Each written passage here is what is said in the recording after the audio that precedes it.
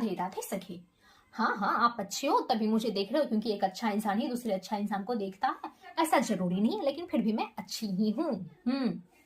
आज की जो मेरी रचना है ना, मैं ना अपनी एक सहेली पे लिखी हूँ। पता है वो ना मुझे हमेशा कहती थी, यार नन्ही तुम मुझ पे कुछ लिखती क्यों नहीं। मुझे लगा क्या ही इस बावली लड़की पे लिखना, बताओ भला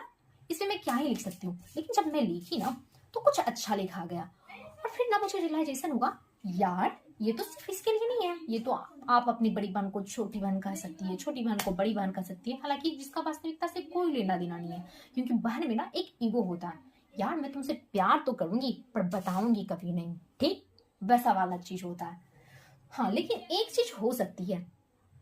प्रियतम अपनी प्रेयसी को बोल सकता है, यदि उसके मन में वैसे कुछ भाव हैं जो उसे वो बता नहीं पा रहा है कि वो उसके लिए क्या फील करता है या क्या सोचता है, तो अपना मेरी ये वीडियो दो ऐसे से शेयर करो, और यार तो उसके मुंह पे फेंक के मारो, लो देखो मैं तुम्हारे लिए क्या सोचता हूँ। तो हाँ, मेरी रचना सुनो।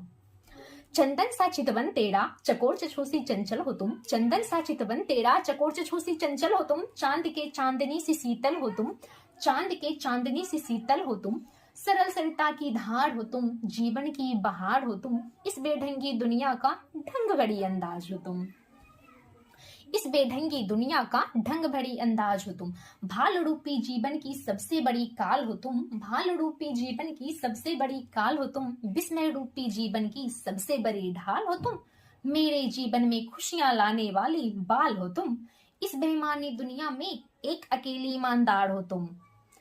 इस बाबली दुनिया में एक अकेली समझदार हो तुम, जिसका की वास्तविकता से कोई लेना देना नहीं है, वो मेरी तरह ही पागल है। हाँ,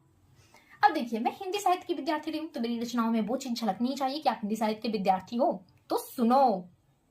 कालिदास की कृति हो तुम, पंत की प्रकृति हो तुम, कालिदास की कृति हो तुम, पंत की प्रकृति हो तुम, मैथिली की यशोधरा हो, दिनकर की उर्वशी हो तुम, मैथिली की यशोधरा हो, दिनकर की उर्वशी हो तुम, मेघदूत की वृष्टि तुम, निराला की यथार्थवादी दृष्टि हो तुम, मेघदूत की वृष्टि तुम, निराला की यथार्थवादी दृष्टि हो तुम, अज्ञ के ज्ञान का प्रयोग हो तुम, सुभद्रा का पुत्र वियोग हो तुम, महादेवी की महान संधनी हो तुम, बच्चन की लेखनी की बंदनी हो तुम,